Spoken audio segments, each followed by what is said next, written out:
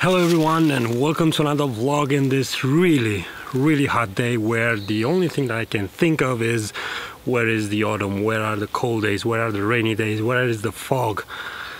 I think in about 3 months.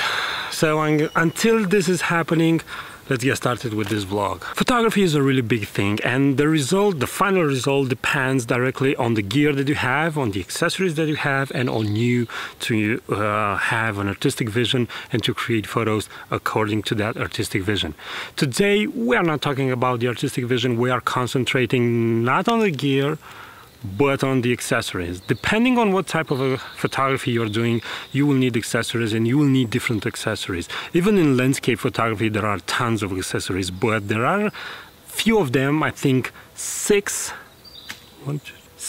There are 6 of them that I think every landscape photographer should use, should buy, should have, should own.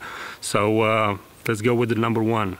The most important accessory that you can buy for a landscape photography is a tripod. And right now I'm feeling like Dumbledore in the world of Harry Potter. But I think it's alright because we're talking about the magic of landscape photography. So the most important accessory that you can buy as a landscape photographer is a good sturdy tripod.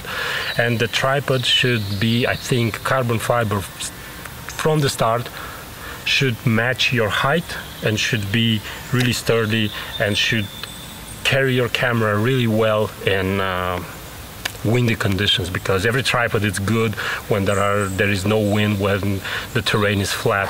Also, another tip would be to have legs independent from each other, to manipulate them independently. Now, the purpose of the tripod is a really obvious one. It will hold your camera while doing a long exposure that is impossible to do from your hand. Now, this is the boring technical stuff. The fun thing about the tripod is that it can also hold your backpack. It can also hold your t-shirt while it's dry. You can hold it like this and defend on stray dogs depending on what area you are photographing in. And also, if you're carrying it on your shoulder, people will say, look, there's a professional photographer. Or if you are at a big distance, they will say, look, there's a person holding a really big stick with a bulgy thing at the end. Or in some countries, people will come to you and say, why are you measuring my land? And I would say, I'm not measuring your land, I'm a landscape photographer, I'm taking photos. Then why is the stick? It's not a stick, it's a tripod. And what you need it for? Well, I need it to hold my camera. Why?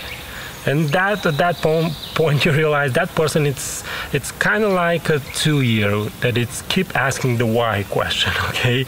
And the minute that person realizes you are a photographer, comes the next question. Then why are you photographing my lens? So, as you can see, I have issues. So the tripod, it's a really good thing and can be a really cool conversation point if you want. Enough with the tripod, let's get going with the next accessory that it's closely, really closely connected to the tripod.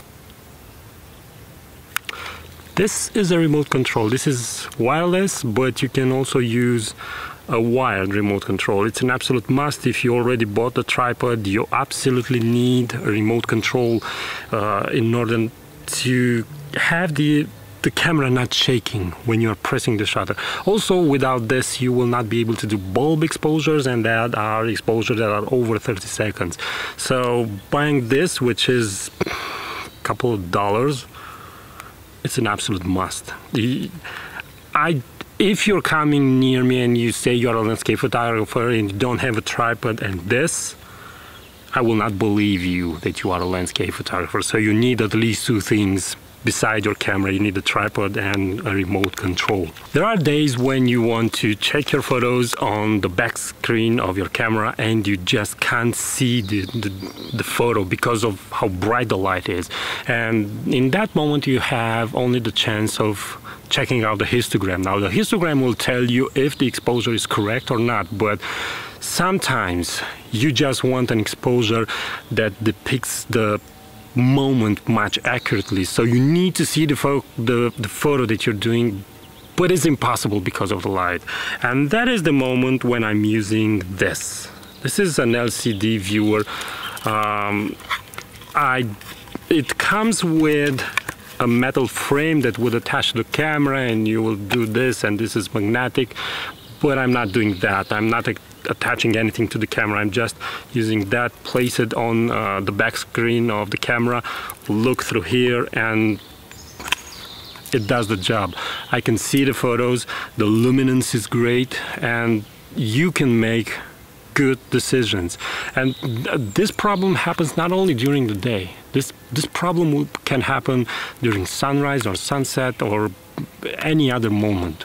So this is another thing that would cost you about $2 or $3 and can save you a lot of time. And now comes 3 accessories that kind of are in the same category, and those are filters. Now, the next thing that you should buy after a tripod and a remote control is a circular polarizer, not a square one. That's a big no, and I will explain you why. A circular polarizer. Now, the polarizer will help you get rid of the glitter and unwanted reflections. It's not something that you can duplicate in post-processing, so you absolutely need to buy a circular polarizer. Now, why you should not buy the square one? It will have the same effect, but the difference is that the square polarizer will have a full effect, while the other one you can adjust the intensity of the polarizing. And that is really important because there are moments when you are, for example, at high altitudes, and if you rotate the polarizer all the way, then you will have a really black and darkened sky, which is not that pleasant to look. Accessory number 5 are graduated filter. I recommend buying the 2 and 3 stops. They look something like this, and they are used to compensate the brightness of the sky. Sometimes when it's snowy, you compensate the brightness of the foreground. I also recommend buying the soft ones. If you buy the hard grad ones, you will use them only when you have a really flat horizon line, and that is happening in very few occasions. In terms of holding these filters, I totally recommend getting the holder from Lee. You can use it with both Lee filters and Z version from Koken. And I'm recommending buying that holder because of the way it mounts on your lenses and how quickly you can get it out. The final accessory, number 6, is represented by ND filters.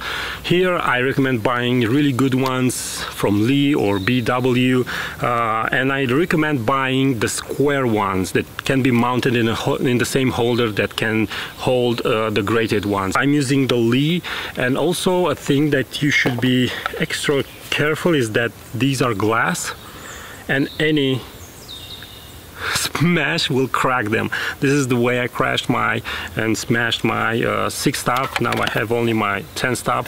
I think I will have to buy the 6 stop, and now they also have the 15 stop, which is for really bright days, and that is really useful. I had situations when I really needed the 15 stop, but I didn't have it. So there you go. Those were the 6 accessories that I think every landscape photographer should own. If you have questions, leave a comment below. Please subscribe to this YouTube channel if you're not already subscribed for more videos like this and other videos related to my landscape photography adventures and trips. Sounds so... Until next time, keep on photographing. It's the only way that you can get better. Thanks for watching. Bye bye.